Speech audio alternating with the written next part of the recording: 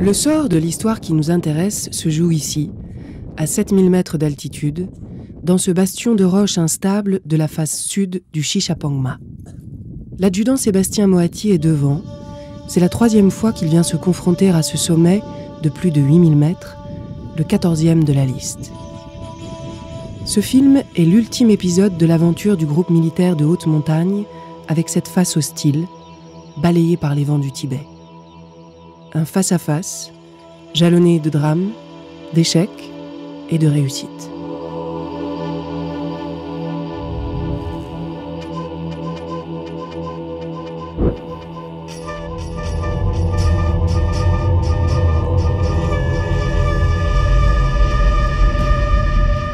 Le capitaine Lionel Albrieux, chef d'expédition, écrit « Mercredi 23 avril, il est 16h. Nous retrouvons enfin le lieu de notre camp de base de l'année dernière. Nous avons passé ces derniers jours dans le doute de pouvoir l'atteindre, tant la neige est abondante cette année. Seule trace d'une humanité passée, une petite tour de pierres sèches émerge du manteau neigeux. 2 noms gravés sur l'une de ses faces nous rappellent qu'ici, il y a 11 ans, notre équipe a connu l'un des événements les plus dramatiques de son histoire.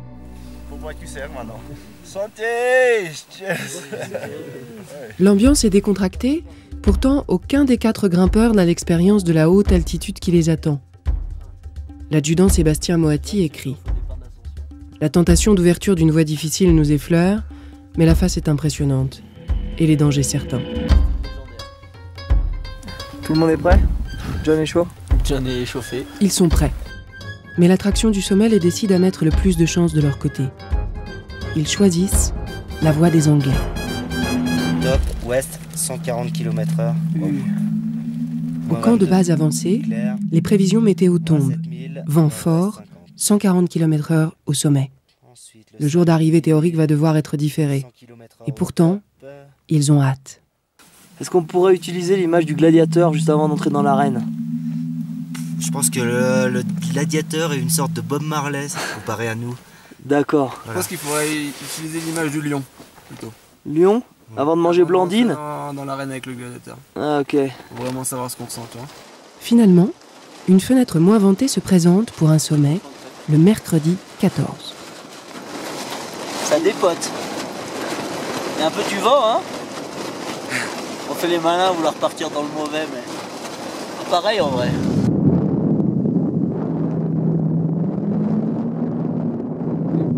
Shishapangma. Venteux.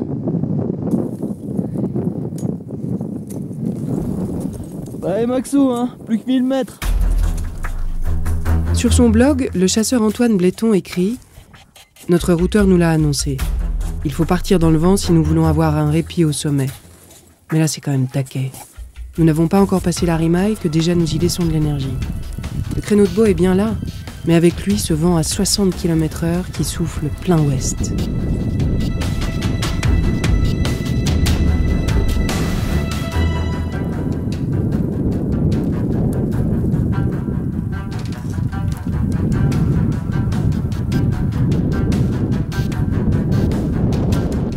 Le capitaine Lionel Albrieux écrit « Du camp de base, il faut pousser le zoom au maximum pour que ces petits points, à peine perceptibles dans l'immense face sud du Shishapangma, prennent des formes humaines.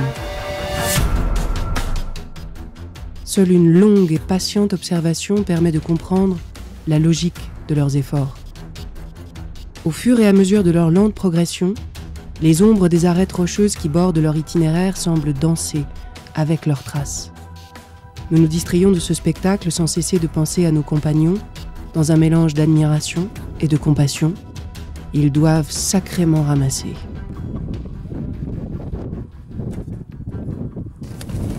On a galéré pour monter la tente en plein vent là.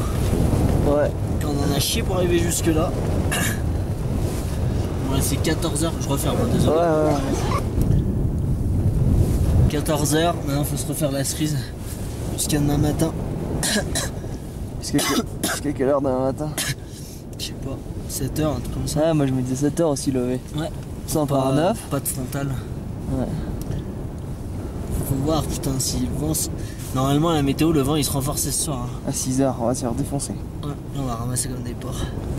Le chasseur Antoine Bléton écrit. Deuxième jour dans le chicha. Des conditions pas faciles. La progression est la même que la veille.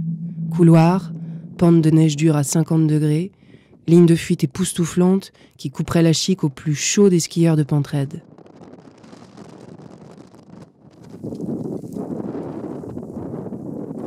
Les 30 mètres de corde qui nous relient sont plus un lien mental qu'autre chose. Ne pas tomber. Ne pas chanceler. Je reste concentré sur la tâche basique que je me suis fixée. Je monte le pied gauche, puis je monte le pied droit. Je monte le pied gauche, puis je monte le pied droit.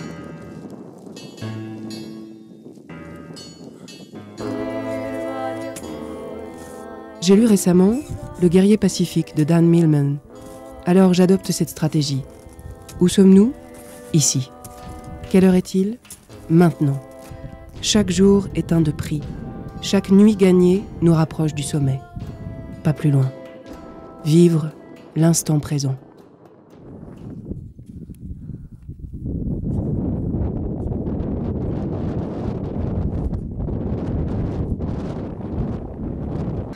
C'est cadeau, fin de journée.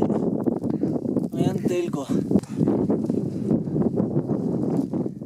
L'adjudant Sébastien Moati sait que ce passage délicat et exposé peut enfin leur ouvrir la porte d'une nouvelle histoire.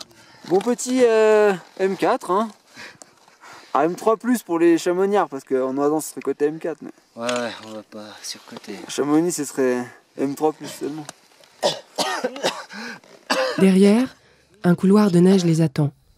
Les Anglais Scott, McIntyre et Baxter Jones, qui ont ouvert cet itinéraire en 1982, l'ont baptisé Peapod Couloir, le couloir en forme de cosse de pois. Oui, Antoine.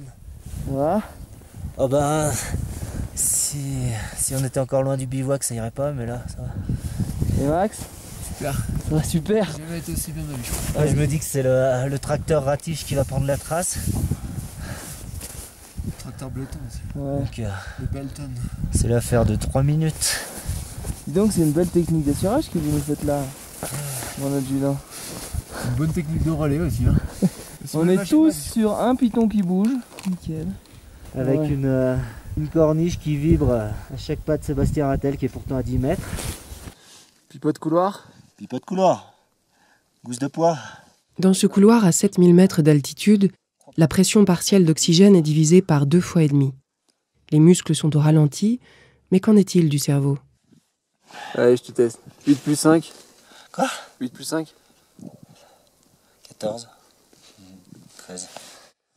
Depuis 1 mois et demi, le médecin militaire de l'expédition leur a proposé une batterie de tests. Si tout va bien, ils les effectueront à nouveau ce soir, au bivouac. Le chasseur Antoine Bléton écrit « Nous sommes à 7100 mètres. Mon record d'altitude, mais à cet instant, je m'en fiche pas mal. Je reste concentré sur mon programme robotique. Pied gauche, pied droit, pied gauche, pied droit. Encore un petit effort et nous trouverons un bon emplacement de bivouac. 5. 11. 7200 mètres.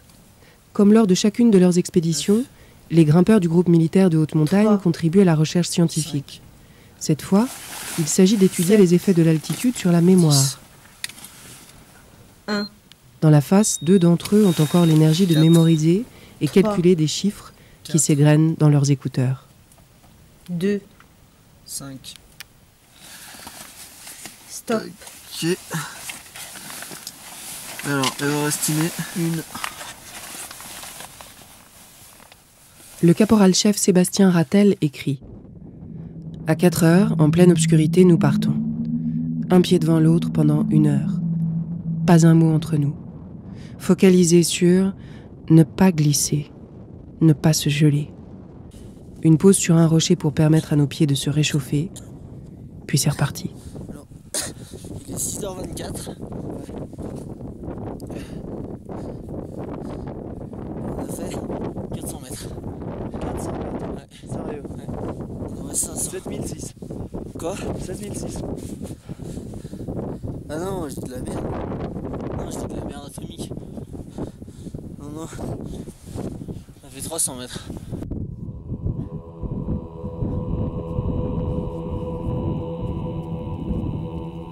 Le chasseur Max Bogno écrit « Je me suis pris pendant plusieurs heures à pleurer dans le couloir en forme de cosse de poids. Ce couloir dont j'ai rêvé ces derniers mois.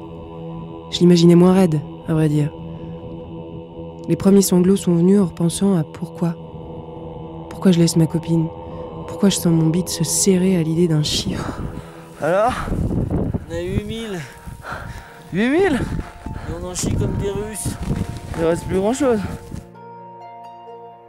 J'ai toujours dénigré cette barrière métrique. Je supporte pas l'idée des 14-8000. Et pourtant je m'apprête à pleurer plus fort que jamais sur un sommet qui n'aurait jamais eu cette aura, ni cette liste de mecs morts gravés sur ses flancs s'il faisait 43 mètres de moins.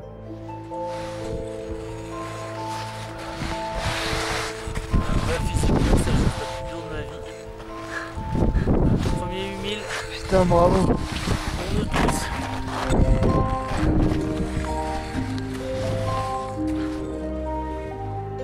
Au sommet, il faut imaginer Sisyphe heureux.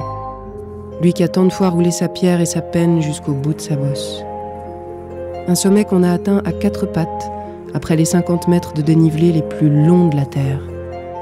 Trop de souffrances à évacuer et encore tant de risques à prendre pour ne pas rester scotché là-haut. Et pourtant c'est beau là-haut. C'est beau ce putain d'Everest, d'après Tonio. Moi je vois pas si loin, je crois. Par contre, j'ai l'impression de voir la courbure de la Terre. C'est possible ça, docteur ?